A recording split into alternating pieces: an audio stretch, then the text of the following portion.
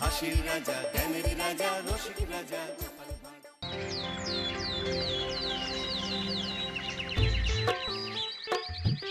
আহা কি আনন্দ, আহা কি আনন্দ, আকাশে সূর্য নিচে মাটি। আহা কি আনন্দ, আহা কি আনন্দ, আহা কি আনন্দ। আরে ও গোপাল দাদা, গোপাল দাদা, এই সকাল সকাল কি আবার পিছু ডাকলো? আরে আমি গো আমি। আমি তো আমি নামে কাউকে চিনি না। আর তুমি একটু পেছন ফিরে তাকাও তো। আমি তো সামনে যাচ্ছি, পেছনে তাকাবো কেন? ঠিক আছে, তাহলে আমি তোমার সামনে আসছি। আরে দৌড়াচ্ছ কেন? হ্যাঁ, আরে দাঁড়াও দাঁড়াও বলছি, দাঁড়াও, নইলে কিন্তু আমি মহারাজের কাছে যাব। হ্যাঁ, ও ভোলা তুমি? আরে আগে বলবে তো, আমি করছিলে কেন? একদম কথা ঘোরাবে না গোপাল দাদা। এবার বলো কি বলছি। দেখো, আমি তোমাকে আগের বছর 50 মোহর ধার দিয়েছিলাম। এ কি, তোমার তো মিষ্টির দোকান, ধার দিলে তো লোকে ছুরি কাঁচি ধার দেয়, আর তুমি মোহরে ধার দেওয়ার ব্যবসা শুরু করেছো কবে থেকে বলো দেখি? আবার কথা ঘোরানো শুরু করেছো? হ্যাঁ, আমি এবার কিন্তু সত্যি মহারাজের কাছে যাব। আরে মজা করছি তো। আরে বারবার আমাদের মধ্যে মহারাজকে টেনে আনার কি দরকার বলো তো? সে না হয় টানলাম, তবে তুমি ওই আমার 50 মোহর সুদ সহ কবে ফেরত দেবে বলো তো? আর কিন্তু তোমার হাতে ওই 1 সপ্তাহ সময় আছে। হ্যাঁ, 1 সপ্তাহ মানে কতদিন ভাই? 7 দিন, 7 দিন। 7 দিন? আচ্ছা 7 দিন মানে কত ঘন্টা? 24 গুণ 7, মোট ওই 168 ঘন্টা। ও, অনেক সময় আছে। দেখো গোপাল দাদা, তোমার সাথে কিন্তু আমার ওই কাগজে কলমে লিখিত পড়িত আছে। হ্যাঁ, যদি ওই সময়ের মধ্যে তুমি আমার কাছ থেকে নেওয়া ওই অর্থ আমাকে ফেরত না দিতে পারো, তাহলে কিন্তু তোমার ওই বাড়ি ঘর সব আমার হয়ে যাবে। হ্যাঁ, হ্যাঁ হ্যাঁ, মনে আছে মনে আছে। এখন রাজসভায় যাই, 168 ঘন্টা পেরিয়ে গেলে চলে এসো, কেমন? বেশ, কথাটা মনে থাকে যেন। হ্যাঁ, তখন আর কিন্তু কোনো চালাকি করতে যাবে না, আমি সোজা মহারাজকে বলে দেব। ঠিক আছে ঠিক আছে।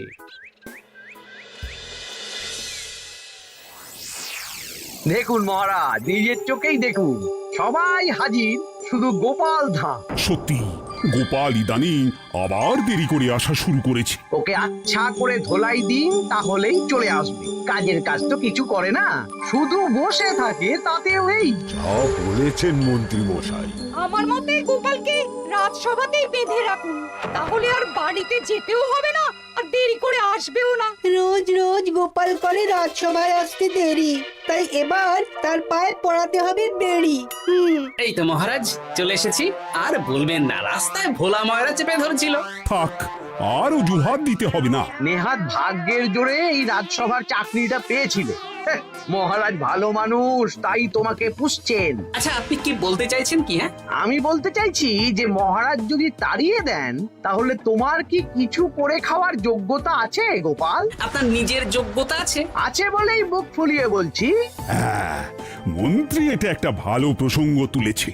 আমার রাজসভার সকল সভাসদদের বলছি, যদি কোনো কারণে তোমাদের চাকরি চলে যায়, তাহলে তোমরা কি করবে একবার ভেবে দেখেছো? না মহারাজ, ভাবনাটা আমি সঠিক সময় কাজে লাগাই, ওই অকারণে ভেবে মাথা খারাপ করতে চাই না। হ্যাঁ, আহা, রাজসভার চাকরিটা তো তোমাদের পেশা। এই পেশার বাইরে তোমরা কে কি করতে পারবে? দেখুন মহারাজ, আমি তো ভেবেই দেখেছি যে যদি রাজসভার চাকরি না থাকতো, তাহলে আমি ব্যবসা করতাম। আমি মহারাজ যদি বিজ্ঞানী না হতাম, তাহলে শিক্ষা দান করতাম। আমি তো ছবি আঁকতাম, কলম না থাকলে আমি তুলি ধরবো। আমি কামারশালায় কাজ করতাম। আমার তো ছোটবেলায় মূর্তি বানানোর শখ ছিল, আমি মৃৎশিল্পের কাজ করতাম। কি গোপাল, এবার তুমি বলো। সবাই তো কিছু না কিছু বিকল্প ভাবনা চিন্তা করে রেখেছে। দেখুন মহারাজ, অনেক ভেবে দেখলাম আমার কাজ তো ভাড়ামো, তাই আমি লোক হাসিয়েই পয়সা রোজগার করব। আর বিশেষ কোনো গুণ তো আমার মধ্যে খুঁজে পাচ্ছি না মহারাজ। বেশ, আমি একটা ছোট্ট পরীক্ষা নেব। আজকের পর থেকে আগামী 7 দিন, আর এই 7 দিন তোমরা তোমাদের যা মন চায় সেটা করে রোজগার করবে। আমি তো খেতে ভালোবাসি। তাহলে খাবে। গোপাল হয় মুখ খুলে থাকে, নইলে চোখ বন্ধ করে। ও শুধু দুটো কাজই ভালো করতে পারে। আর 7ম দিনের শেষে বিচার হবে কে কত রোজগার করেছে। যার রোজগার সবচেয়ে বেশি হবে তাকে আমি দেব 100 মোহর উপহার। আর মহারাজ, যে সবচেয়ে কম রোজগার করবে তার বেতন থেকে আগামী 10 মাস 10 মোহর করে কাটা হবে। কি রাজি তো? হ্যাঁ, রাজি রাজি। আমি জানি যে গোপাল ফুটো করিও রোজগার করতে পারবে না, তাই গোপালই হারবে। বেশ, আর যদি অন্য কেউ হারে? তাহলে আমি নিজের বেতন থেকে তাকে আগামী 10 মাস 10 মোহর করে দেব। ব্যাস, এবার তোমরা কাজে লেগে পড়ো।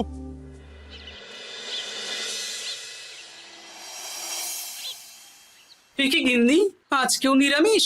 হ্যাঁ, আজকেও নিরামিষ খেতে হয়। হ্যাঁ, রোজই তো কিছু না কিছু একটা লেগে আছে তোমার। আমাদের পুরো শরীরটাই তো আমিষ। হ্যাঁ, তাহলে আমিষ খেতে বাধা কিসের বলো দেখি? বেশি তর্ক করতে হবে না বাপু, তা তোমাকে ডিম বানিয়ে দেবো। হ্যাঁ, না, আমি মানুষই। ঠিক আছে গিন্নি। আরে তোমাকে ডিম বানাবো বলেছি নাকি? আমি বললাম তোমার জন্য ডিম বানিয়ে দেবো। জন্যটা তো বলনি তখন। আরে তাড়াতাড়ি দাও, তাড়াতাড়ি দাও। এখন কদিন শুধু খাবো আর ঘুমাবো। 7 দিন ছুটি। ছুটি মানে? সেসব পরে বলবো গিন্নি। যাও গিয়ে ডিম সেদ্ধ বসাও।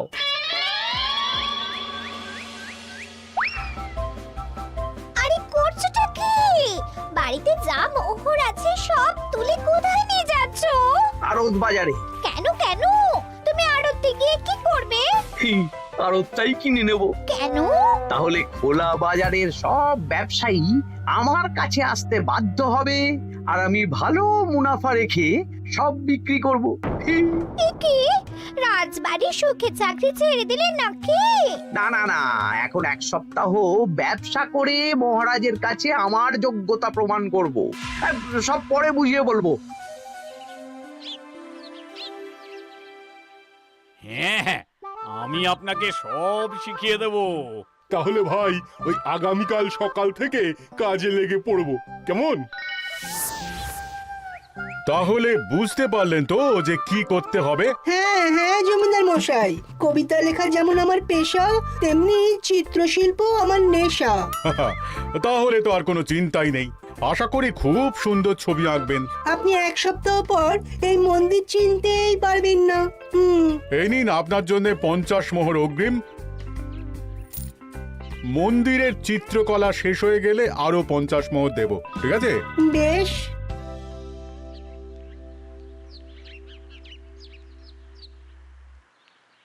এই হাত চালা, হাত চালা। হাত পা সবই তো চালাচ্ছি মন্ত্রী মশাই। আপনি এত শাকসবজি আনাজ দিয়ে করবেনটা কি? আমি এখন 7 দিন কৃষ্ণনগরের বাজার নিয়ন্ত্রণ করব, তাই সব জিনিসপত্র আড়ত থেকে আমি নিজেই কিনে নিয়েছি। এবার সাধারণ বাজারের দোকানদাররা আপনার কাছে আসবে। কাল সকাল থেকে শুধু মোহর গুনবো।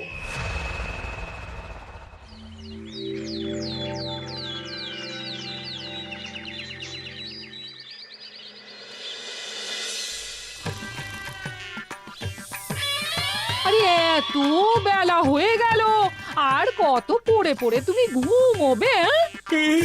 এত লম্বা ছুটি পেয়েছি, এখন তো বিশ্রাম নিতেই হবে গিন্নি।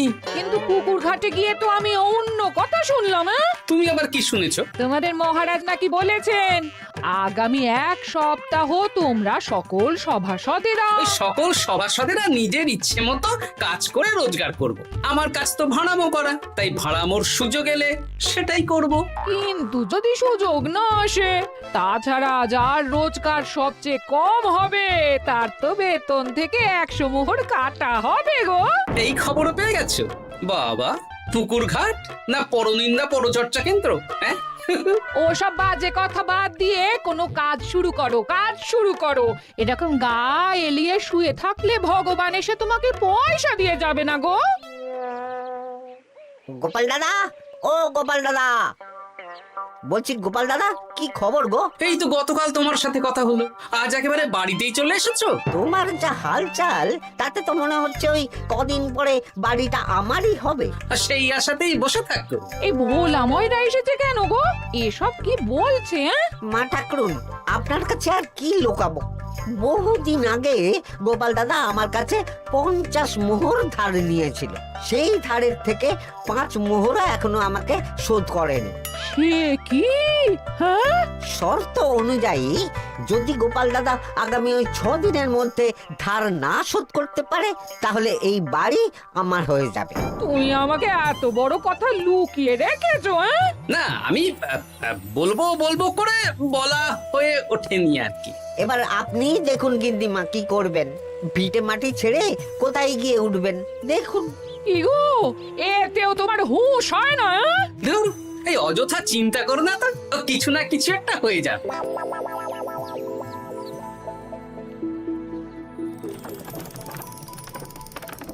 বাহ বাহ বাহ, পণ্ডিত মশাই, আপনি তো এর মধ্যেই কাজ শিখে গেছেন। আমি তো ছোট থেকেই মাটির পুতুল বানাতে ভালোবাসতাম। বিভিন্ন দেবদেবীর মূর্তি নিজেই বানাতাম, তারপর পুজো করতাম। আমার পরম সৌভাগ্য, আপনার মতন পণ্ডিত মানুষ আমার কুমোর শালায় কাজ করছেন। কোনো কাজই তো ছোট নয়। সত্যি সভাকবি মশাই, আপনার তুলিতে জাদু আছে। কি সুন্দর কারুকার্য। সবই আমার মা বাবার দান। আমার বাবা খুব বড় চিত্রশিল্পী ছিলেন। উনি হাতে ধরে আমাকে ছবি আঁকা শিখিয়েছেন। বাহ বাহ বাবা।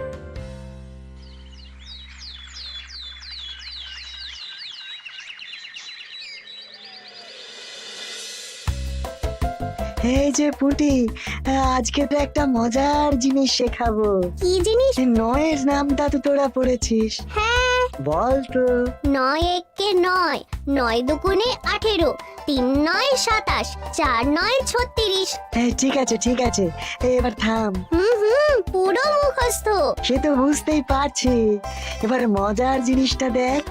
9 কে 9, 9 দুগুণে 18, 18 মানে কি? 1 10 8। হ্যাঁ, এবার 1-এর সাথে 8 যোগ কর, কত হয়? 9 3 9 কত? 27। 2-এর সাথে 7 যোগ করলে কত হয়? 9 36-এর 3-এর সঙ্গে 6 জুড়লে 9। আরে বাস, দারুণ তো। হ্যাঁ হ্যাঁ। সত্যি বিজ্ঞানী মশাই, আপনি কি সুন্দরভাবে পড়া বোঝান। এটা তো আমার নেশা।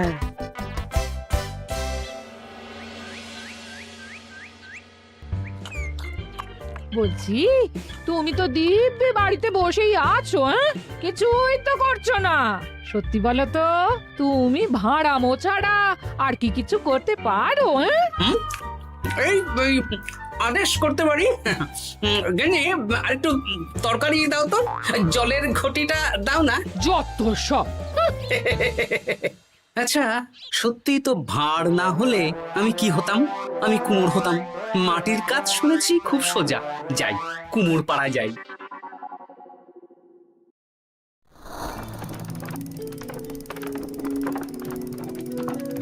আমার কি সৌভাগ্য, রাজসভার দুজন সভাসদ আমার সঙ্গে কাজ করছে। আচ্ছা, এইভাবে ঘোরাবো? এই যা, হলো না হলো না। এটা কি মুড়ির মোয়া নাকি? দাও, আমাকে করতে দাও, তুমি অন্য কিছু করো।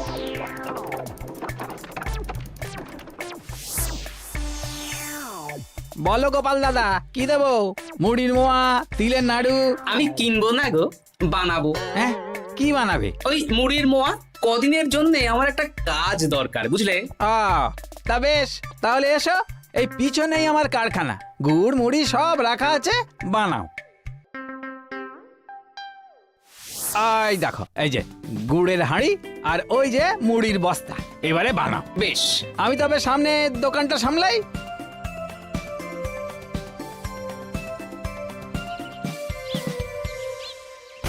এ কিসের আওয়াজ হলো? আরে আরে আরে, এ কি করলে গোপাল দাদা? আর বলো না, ওই গুড়টা ঢালতে গিয়ে হাঁড়িটা হাত ফসকে পড়ে গেল। এই তুমি যাও তো, তোমাকে কিচ্ছু করতে হবে না, যত সব বিপদ বাড়ানো।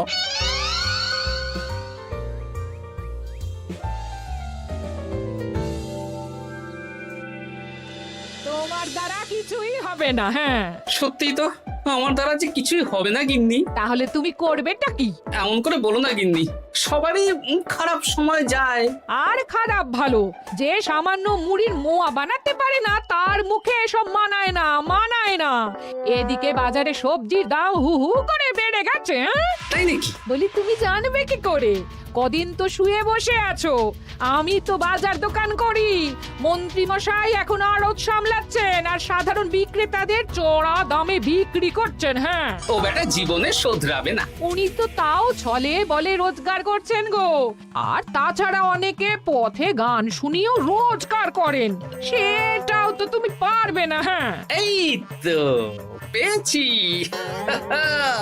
6 দিনের মাথায় তো রাজসভায় একটা বৈঠক হবে, সেদিনই আসল মজা জমবে। কিসের মজা গো? হ্যাঁ, সেটা সেদিনই বুঝতে পারবে।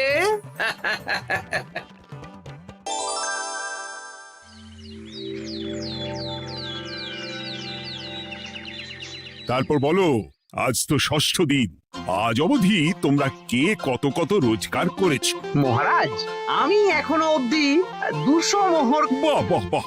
আমি মহারাজ 15 মোহর। হ্যাঁ, আমি 5 মোহর। বিভিন্ন বাড়িতে বাচ্চাদের পড়াচ্ছি, শিক্ষাদান করছি দিনরাত। সেনাপতি, আমি 10 মোহর পেয়েছি, আরো পাবো। আমি 50 মোহর অগ্রিম পেয়েছি, আরো পাবো আগামীকাল। বাহ বাহ বাহ! সবাই তো ভালোই রোজগার করেছো। আর গোপাল, তুমি বলো। মহারাজ, আমি এখনো অবধি কোনো রোজগার শুরু করিনি। আমি আগেই বলেছিলাম গোপাল একটা কানা করিও রোজগার করতে পারবে না। আসলে মহারাজ, আমি আজ সকালেই আমার প্রতিভা খুঁজে পেলাম। তোমার আবার কি প্রতিভা? আমি ভালো গান গাইতে পারি মহারাজ। আমার ছোট্টবেলার ইচ্ছে ছিল আমি রুদ্ধদ্বার সভা করব, গান গাইবো, আর দর্শক বা শ্রোতারা আমার গান শুনে আমাকে পয়সা দেবে। বাহ বাহ বাহ! তা শোনালি না কেন? আমি চাই আপনারা সবাই আমার বাড়িতে আসুন, আমার গান শুনুন। এই না না না না না, তোমার গান শুনে অর্থ ব্যয় করতে পারবো না গোপাল। যদি শোনাতে হয় তো বিনামূল্যে শোনাও। তুমি ভেবেছো কায়দা করে গান শুনিয়ে রোজগার করবে? সেসব চালাকি কিন্তু চলবে না। না মহারাজ, আমার গান শুনতে আসার জন্য একটা কানা করিও খরচ করতে হবে না। আমি বিনা পারিশ্রমিকে গান শোনাবো। বেশ, তাহলে কবে শোনাবে বলো? এখনই চলুন, শুভস্য শীঘ্রম। আবার যেতে হবে কেন? এখনই শোনাও। আমার আবার নিজের বাড়ি ছাড়া প্রতিভা বিকশিত হয় না। বেশ তো, এই কদিন টানা কাজ করেছি, তোমার গান শুনে মনটা যদি ফুরফুরে হয়ে যায় ভালো তো। চলো গোপাল। আসুন আসুন, সবাই ভিতরে আসুন, আসন পাতা আছে, সবাই বসুন।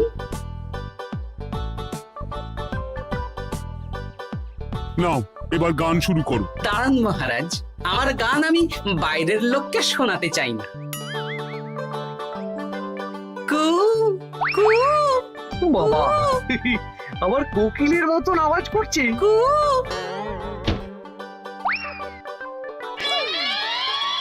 নাও নাও, শুরু করো।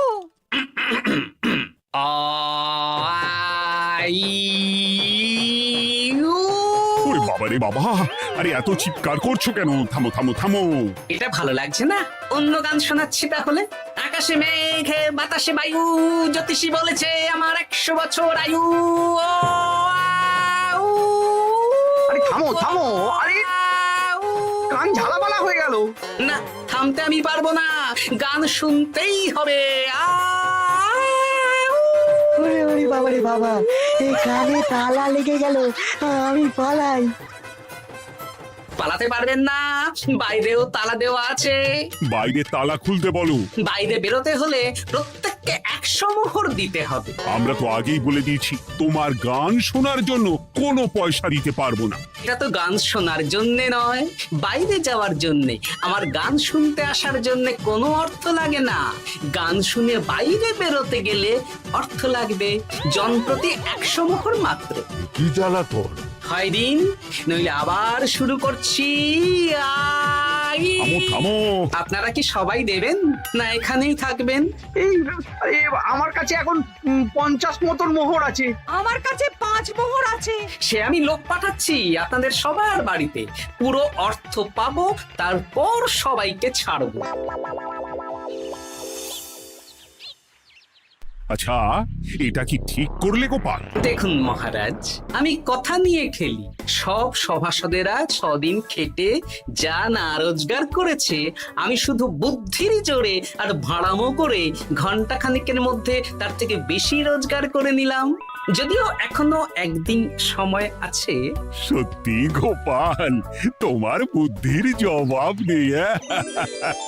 মন্ত্রী মশাই, যে সবচেয়ে কম রোজগার করবে আপনাকে কিন্তু তাকে আগামী 10 মাস 10 মোহর করে দিতে হবে। হ্যাঁ নয় হ্যাঁ, এরকমই তো তুমি মুখ বড় করে বলেছিলে। গিন্নি কই গো, ভোলাকে ডেকে আনো, ওর ধার আজকেই শোধ করে দেব। হ্যাঁ, যাচ্ছি। হ্যাঁ, আমরাও যাচ্ছি।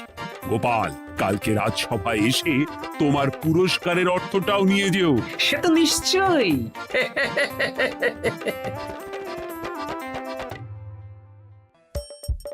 হাসির রাজা জ্ঞানের রাজা রসিক রাজা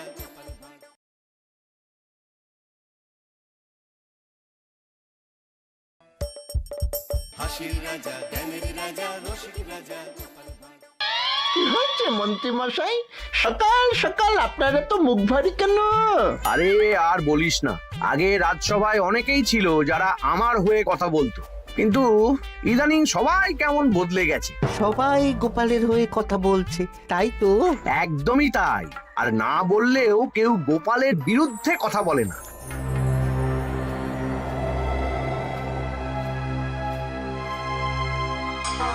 কি মন্ত্রী মশাই, আজকাল তো আমার কথা আর মনেই পড়ে না, ভুলে গেছেন নাকি? আরে না না ভগবান, তুমি হলে আমার তুরুপের তাস। ঠিক সময়ে ঠিক সুযোগ এলে তোমাকেই ডাকবো। একটু দেখবেন। হ্যাঁ, আরে নিশ্চয়ই নিশ্চয়ই। এই চলি রে, আবার রাজসভায় যেতে হবে।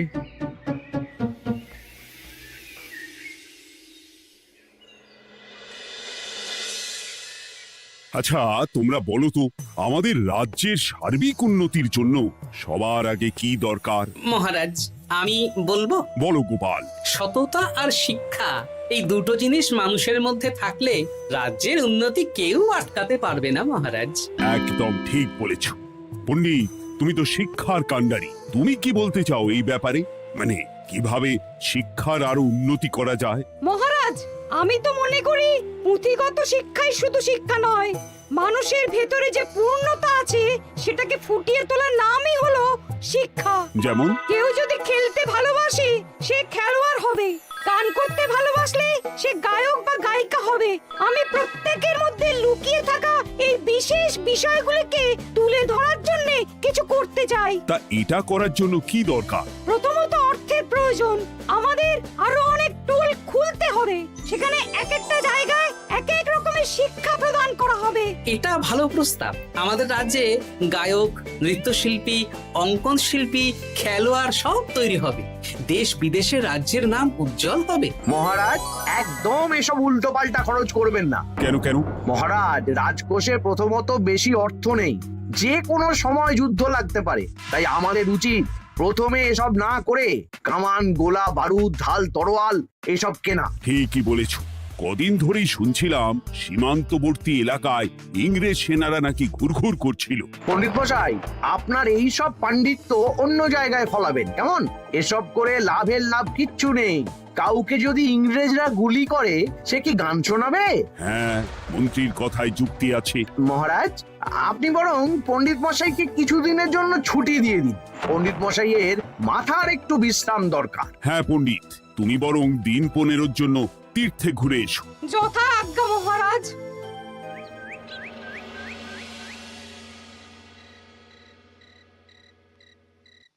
শোনো ভগবান, সকালেই তুমি কাজের কথা বলছিলে, আমি এমন ছক কষেছি কালকে থেকেই তোমার জন্য একটা ভালো বেতনের কাজ জোগাড় করে দেব। শুধু যা বেতন পাবে তার অর্ধেক আমাকে দিতে হবে, কেমন? রাজি রাজি। কি কাজ বলুন? শোনো, বাহ বাহ, দারুণ দারুণ, হয়ে যাবে কাজ।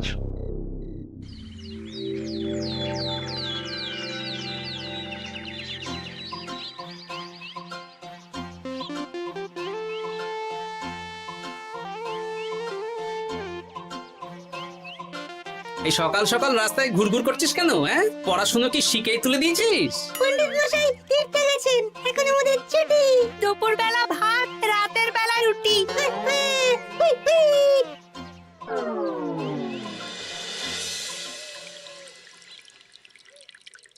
মহারাজ, গতকাল পণ্ডিতকে ছুটি দিলেন আর আজ পাঠশালার সব ছাত্রছাত্রী সকাল থেকে ঘুরঘুর করছে। এ কি, তাহলে তো মুশকিল। মুশকিল আসান করার রাস্তা আমার কাছে আছে মহারাজ। আমার সন্ধানে এমন একজন পণ্ডিত আছেন যিনি বহু ভাষাবিদ, অনেক পাণ্ডিত্য, দেশ বিদেশে শিক্ষাদান করেছেন। কিন্তু তাকে আমরা পাবো কোথায়? তিনি কৃষ্ণনগরে ঘুরতে এসেছেন, শুধু ওনাকে বেতনটা একটু বেশি দিতে হবে, এবং তিনি এই রাজ্যের যে কোনো মানুষের চেয়ে বেশি শিক্ষিত, তার পড়ানোর ধরনই আলাদা। সে কোথায়? আমি তাই ওনাকে আজকে রাজসভায় আসতে বলেছি। মহারাজ, আপনার সাথে একজন দেখা করতে এসেছেন। দেখুন মহারাজ, বলতে না বলতেই হাজির। ওনাকে ভিতরে আসতে বলো। আচ্ছা মহারাজ।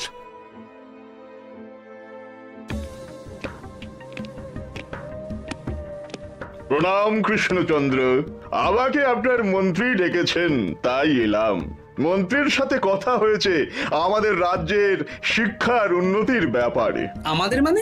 আপনি কি এই রাজ্যের? আমি এখন এই রাজ্যে আছি তো, তাই আমাদের রাজ্য বললাম। উনি সবাইকে আপন করে নেন। যাই হোক, তোমার শিক্ষার উন্নতির ব্যাপারে কি মতামত? মহারাজ, আমি এই রাজ্যের বিভিন্ন মোড়ের মাথায় টোল খুলতে চাই, তার জন্য অনেক অর্থের প্রয়োজন। তাতে কি উপকার হবে? ছাত্রদের জন্য তো নির্দিষ্ট পাঠশালা আছে। যখন শত্রুরা আক্রমণ করতে আসবে তখন তারা দেখবে রাস্তার মোড়ে মোড়ে টোল, মোড়ে মোড়ে টোল। তারা বুঝতে পারবে এখানে সবাই শিক্ষিত। আর শিক্ষিত লোককে ক্ষমতার অধীনে রাখা কঠিন, যুদ্ধে জিতলেও শাসন করা মুশকিল। কারণ অশিক্ষিতকে বোকা বানানো সহজ, কিন্তু শিক্ষিতকে বোকা বানানো কঠিন। নতুন পণ্ডিত একদম ঠিক কথা বলেছে। কোনো বাইরের রাজা বা শত্রু আক্রমণ করার আগে 5 বার ভাববে। এই সেরেছে। গতকালই মন্ত্রী বলছিল শিক্ষার দরকার নেই, অস্ত্র কিনুন, আর আজকেই শিক্ষার পক্ষে কথা বলছে। ব্যাপারটা কেমন সন্দেহজনক, নজর রাখতে হচ্ছে। বেশ, আমি তোমার এই শিক্ষা সম্প্রসারণের প্রস্তাবে রাজি। মন্ত্রী, তুমি এই প্রকল্প দেখভাল করবে। আচ্ছা, কত খরচ হতে পারে একটা হিসেব করে আমাকে জানিও, আমি দিয়ে দেব। আচ্ছা মহারাজ, আপাতত 500 মোহর দিয়ে রাখুন, পরে যা লাগবে বলে দেব। উফ, সকালে এক পত্তন বাজার, বিকেলে এক পত্তন বাজার, আর পারি না। আরে হাত চালাও, হাত চালাও। বাবা, কাজ শুরু হয়ে গেল। হ্যাঁ, আর ছাত্রদের পাঠশালার কাছে যেতে হবে না। পাঠশালা ছাত্রদের বাড়ির কাছে চলে আসছে, যেখানে সেখানে পাঠশালা। এ তো যেখানে সেখানে শিক্ষা। ঠিক বলেছো। আজ থেকে আমি আর নতুন পণ্ডিত চালু করছি, ধরো শিক্ষা মারো পেরে। শিক্ষাকে ছাত্রছাত্রীদের মধ্যে গেঁথে দিতে হবে। এতদিন জানতাম ধরতক্তা মার পেরে, এখন বদলে যাবে। কিন্তু একটা পণ্ডিত এতগুলো পাঠশালা একা সামলাবে কি করে? খেপে খেপে, মানে সকাল 6টা থেকে 7টা একটা জায়গায়, পরে 7:30 থেকে 8:30 আরেকটা, এইভাবে বিভিন্ন জায়গায় পণ্ডিত ঘুরে ঘুরে শিক্ষাদান করবেন। না, ব্যাপারটার উপরে মহারাজকে নজর রাখতে বলতে হবে। মহারাজ, আমার মনে হয় এই পাঠশালায় আগামীকাল থেকে কেমন পড়াশোনা শুরু হবে, আপনার সেদিকে একটু নজর রাখা উচিত। হ্যাঁ, দেখি আগামীকাল সকাল সকাল বিভিন্ন পাঠশালায় গিয়ে নজর রাখবো। আর হ্যাঁ, আমাকে নতুন পণ্ডিত একটা তালিকা দিয়েছে, কোন পাঠশালায় কখন পড়াবে সেটার তালিকা। আমিও যাব আপনার সাথে।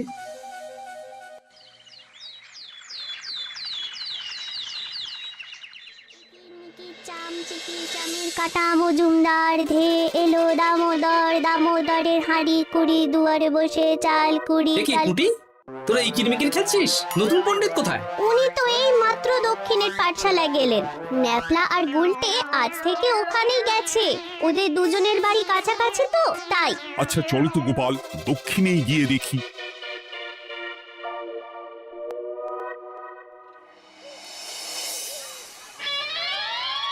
কি এখানেও তো নতুন পণ্ডিত নেই। নতুন পণ্ডিত মশাই আমাদের একের নামটা মুখস্থ করতে দিয়ে চলে গেলেন। একের নামটা? এসব কি হচ্ছে? শিক্ষার নামে অর্থের জলাঞ্জলি মহারাজ। না, আজই রাজসভায় এর বিচার হবে। মন্ত্রী, আমি যা দেখলাম তাতে শিক্ষা তো কদিন পরে লাটে উঠবে। আমার এক ভাগ্নি তো আজ পাঠশালায় গিয়ে লুকোচুরি খেলেছে। নামমাত্র পড়াশুনো আর বাকি সময় খেলা, এভাবেই বয়ে গেল বেলা। মন্ত্রী, এই তোমার নতুন পণ্ডিতের দৌড়। মহারাজ, একজনের পক্ষে এতগুলো পাঠশালায় শিক্ষাদান তো সম্ভব নয়। তার জন্য তো আরো পণ্ডিতের প্রয়োজন, আর তার জন্য চাই আরো অর্থ। আবার অর্থ? শুধু মহারাজের অতিরিক্ত অর্থ খরচ হবে বলে আমি আগে এই প্রস্তাবটা রাখিনি। বেশ, তা আর পণ্ডিত কোথায় পাবে? আমাদের নতুন পণ্ডিতের কাছে অনেক পণ্ডিতের সন্ধান আছে। উনি একটা হাঁক মারলেই সব চলে আসবে। বেশ, তাহলে তাই ব্যবস্থা করো। এভাবে শিক্ষার অবনতি আমি চোখে দেখতে পারবো না। আরো 300 মোহর লাগবে। পেয়ে যাবে। এ তো দিনে দুপুরে ডাকাতি। ব্যাপারটা ধরতে হবে, কিছু একটা ঘোট তো আছেই। আর নতুন পণ্ডিতদের যদি কোথাও একটু থাকা খাওয়ার ব্যবস্থা করা যায় তাহলে ভালোই হয়। রাজবাড়ির অতিথিশালা তো আছেই, ওখানেই না হয় ব্যবস্থা করে দেব।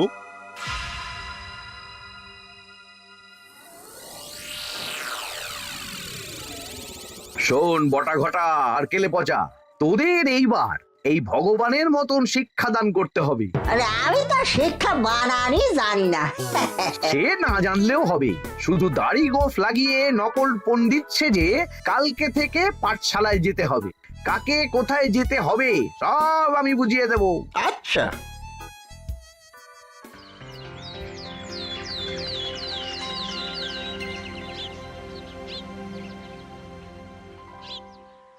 আচ্ছা বল তো, গতকাল তোদের বাড়িতে কি কি রান্না হয়েছিল? ভাত, মসুর ডাল আর লাউ ঘন্ট। লাউ ঘন্টের মধ্যে চিংড়ি ছিল না। আজকে কি রান্না হবে?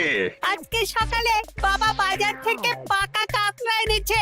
কাতলা মাছের পাতলা করে ঝোল হবে। আর তোর? আমাদের আজ নিরামিষ, এই কবজি ডুবিয়ে সবজি ভাতি খেতে হবে। বেশ।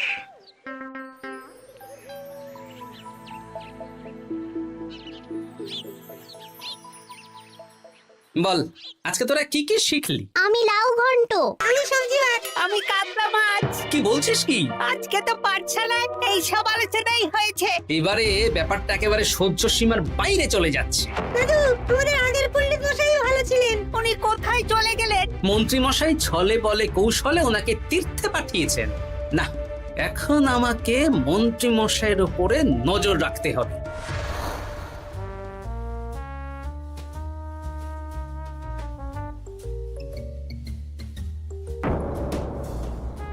পাঠশালায় পড়ানোর ব্যাপার তো বিকেলেই মিটে গেছে। রাজবাড়ির অতিথিশালায় না গিয়ে নতুন পণ্ডিত মশাইরা এদিকে আবার কোথায় যাচ্ছেন? সাথে মন্ত্রীও আছেন, ব্যাপারটা নজর রাখতে হবে। তাড়াতাড়ি চল। চলুন চলুন। এদিকে তো বটা ঘটার বাড়ি, এদিকে মন্ত্রী মশাই কোথায় যাচ্ছেন?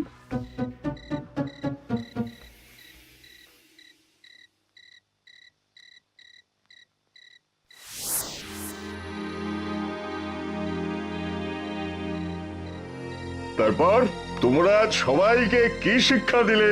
শিক্ষা? সে আমাদের শিক্ষা নেই, চুরি করে দিন চলে আমি কি করে আর শিক্ষা দেব? আরে ছাইপাশ দাড়ি গোঁফ থাকলে কি কুটকুট করে। তা বলেছিস বটা। আরে আরে আহারে করছিসটা কি? ভালো রোজগার পাতি কি তোদের সহ্য হচ্ছে না নাকি? ভগবানকে দেখ, সেই কবে থেকে দাড়ি গোঁফ লাগিয়ে পণ্ডিত মশাই সেজে আছেন। আমারও প্রথম দিন একটু সমস্যা হচ্ছিল, এখন সামলে নিয়েছি। আর আমাদের এই সব আলোচনা একদম করা উচিত না। বলছি মন্ত্রীমশাই, আমি কি শুধু এই পাঠশালাতেই পণ্ডিতের অভিনয় করব, নাকি রাজসভায় বসার সুযোগও পাবো? কালকেই এই ব্যাপারটা দেখছি। আগে তোমাকে রাজসভায় ঢোকাবো, তারপর এক এক করে বটা ঘটা কেলে পচা সব আমার দলের লোককে রাজসভায় ঢুকিয়ে নেব। আর রাজসভার বাকি সদস্যদের ফাঁকা করে দেবেন। একদম তাই। মহারাজ সহজ সরল মানুষ, এটাই একটা বড় সুবিধা। আচ্ছা, এই ব্যাপার। ঠিক আছে, আমি কদিন পরে ঠিক সময়ে একদম হাটে হাঁড়ি ভাঙবো।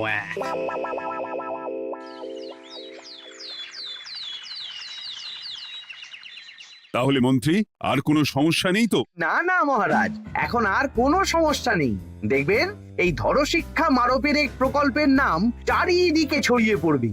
আমার তো মনে হয় একটু পাঠশালাতে বিজ্ঞান নিয়েও আলোচনা করা উচিত। হবে হবে, সব হবে। এখনো সব বাচ্চারা অজ্ঞান হয়ে আছে। আগে শিক্ষায় জ্ঞান ফিরুক, তারপরে না হয় বিজ্ঞান নিয়ে আলোচনা করবে। বিজ্ঞানী তো প্রস্তাবটা খারাপ রাখেনি। তুমি কি বেশি বোঝো? তাহলে তুমিই তো বিজ্ঞান শেখাতে পারো। আমি কবিরাজি শিক্ষা দান করতে পারবো। তোমার কবিরাজি শিখতে কেউ রাজি নয়, চুপ থাকো। আহ, দেখাই যাক না বাচ্চারা কেমন শিক্ষা লাভ করে। মহারাজ, বলছি কি, আমাদের পণ্ডিতের আসনটা তো ফাঁকাই পড়ে আছে। এখন যখন নতুন পণ্ডিত এসেই গেছেন, তাহলে ওই জায়গায় ওই তো বসতে পারে। কিন্তু পণ্ডিত তো তীর্থে গেছে, অবশ্য কদিন পরেই ফিরে আসবে। ও আসুক, তারপর না হয় আলোচনা করে একটা সিদ্ধান্ত নেব। পণ্ডিত মশাই না হয় এসে পুজো পাঠটাই করুক, কিন্তু রাজসভায় এরকম ফাঁকা থাকলে কেমন একটা লাগে। বেশ, তাহলে তাই হোক। কালকে থেকে নতুন পণ্ডিত আমাদের পুরনো পণ্ডিতের জায়গায় বসবে। এইভাবে রাজসভা ফাঁকা করে যেতে হবে। তাহলে একদিন সবাই আমার পক্ষেই কথা বলবে, আর শেষে রাজাকেই সরিয়ে দেব।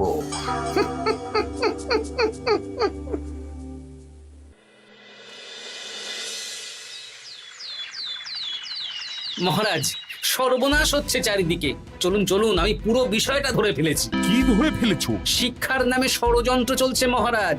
রাজসভায় চলুন, সব বলছি। আচ্ছা আচ্ছা, আসছি। হ্যাঁ বলো গোপাল, তুমি কি বলছিলে শিক্ষার নামে ষড়যন্ত্র নাকি? মানে গোপাল মস্করা করছে নাকি? রাজ্যে দারুণ শিক্ষাদান চলছে। মহারাজ, আমি দেখে ফেলেছি আমাদের নতুন পণ্ডিত আসলে কোনো পণ্ডিত নন। ইনি আপনাকে, আমাদের সবাইকে বোকা বানাচ্ছেন। তাই না?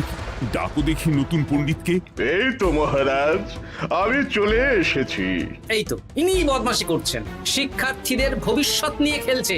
এই বল, আসল কথাটা বল। কি বলবো, এসব ভাড়ামো বন্ধ করো গোপাল। না বললে আমি কিন্তু ধুতি খুলে দেব। এই এই আরে কি হচ্ছেটা কি? এই এই এই এই সরো তো, সরো সরো।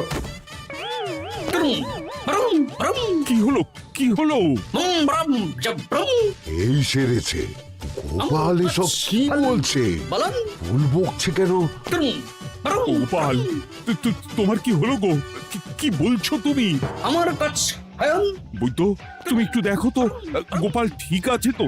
এই যে নতুন পণ্ডিত, তুমি তো অনেক ভাষা জানো, তুমি বুঝতে পারছো? মহারাজ, আমি দেখছি গোপালের মনে হয় বিশ্রামের প্রয়োজন। এই এই, তোমরা কয়েকজন মিলে গোপালকে রাজবাড়ির অন্দর মহলে নিয়ে চলো। চলুন, আমি যাচ্ছি। ওহো, গোপালের কি হলো? মাথায় লেগে গেল? ভাষা চলে গেল? সব এই নতুন পণ্ডিতের জন্য।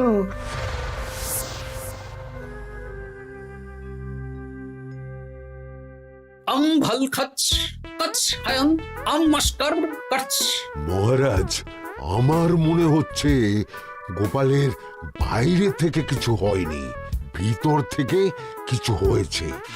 নারী স্পন্দন হৃদস্পন্দন সব ঠিক আছে। আমার বড় জবভ্রম। কিন্তু গোপাল কি ভাষা বলছে বোঝা যাচ্ছে না। নতুন পণ্ডিত, একবার চেষ্টা করে দেখো না। আমার কথা হয় না। এসব তো আমি কিছুই বুঝতে পারছি না মহারাজ। আপনি যে এত দেশ বিদেশে ঘুরেছেন, আপনি বুঝতে পারছেন না?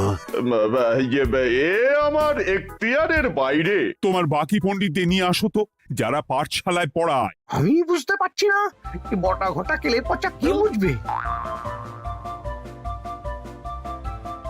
আমার বড় জবভ্রম। চপ করো ঘট, নল খব মরব। কিছুই তো বুঝতে পারছি না। রাজসভায় কাউকে না দেখতে পেয়ে এখানে এলাম। ওই তো আমাদের পুরনো পণ্ডিত চলে এসেছে। শুনলাম গোপালের নাকি কি হয়েছে। এই পণ্ডিত, তুমি দেখো তো গোপালের নতুন ভাষা উদ্ধার করতে পারো কিনা। কি গোপাল, তুমি কি ভাষায় কথা বলছো? আমার মতর ভস কত বলো। ওই দেখো আবার কি সব বলছে। আমো বছর তো পড়ছো, সবার সাথে মস্করা করছো। তম ঠক ধরছ। হ্যাঁ, এই পণ্ডিত, এটা কি ভাষা? ঘাবড়াবেন না মহারাজ, এটা পাতি বাংলা ভাষা। বাংলা ভাষা? গোপাল শুধু আকার ইকার উকার আর বেশিরভাগ স্বরবর্ণ বাদ দিয়ে কথা বলছে। মানে গোপাল তম কছ কছ বলো। আমার নাম গোপাল ভর। মহারাজ, গোপাল বলল আমার নাম গোপাল ভর। আমার অত বকন মহারাজ। এর মধ্যে আকার ইকার উকার এসব বসিয়ে দেখুন তো কি হয়। আমার নাম গোপাল ভাঁড়। আমার নাম গোপাল ভাঁড়। অত, আমি অত, বকা বোকা, নই মহারাজ। মহারাজ, আমি অত বোকা নই মহারাজ। এই তো সুন্দর ধরে ফেলেছেন। কি কেমন দিলাম? দেখলে আমাদের রাজ্যে মন্ত্রী ধরে আনা পণ্ডিতের পাণ্ডিত্য। সব এক একটা গাধা। হ্যাঁ, এ কি ভগবান, বটা ঘটা কেলে পচা। মহারাজ, এখান থেকে কি বুঝতে পারলেন? কি? শিক্ষার বাইরেও অন্যভাবে সমস্যার কি করে সমাধান করা যায়, তাও শুধুমাত্র উপস্থিত বুদ্ধি দিয়ে, যেটা আমাদের রাজপণ্ডিতের আছে। তা তো দেখতেই পাচ্ছি। আর সেই জন্যই মন্ত্রী ওনাকে সরাতে চেয়েছিলেন, আর কিছুদিনের মধ্যে সব সভাসদদের সরিয়ে দিতেন। আমি সব মতলব শুনেছিলাম, আর এই দিনটার জন্য অপেক্ষা করছিলাম। আজকেই তো পণ্ডিতের তীর্থ থেকে ফিরে আসার কথা। তাই আজকে এই ছোট্ট নাটকটি করলাম। এবার মন্ত্রী আর এই চারজন নকল পণ্ডিতকে আচ্ছা করে কারাগারে গিয়ে ধোলাই দাও। ধোলাই হলো ওনাদের জন্য উপযুক্ত এবং উচিত শিক্ষা।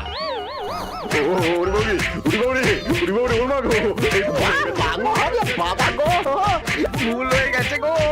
আরে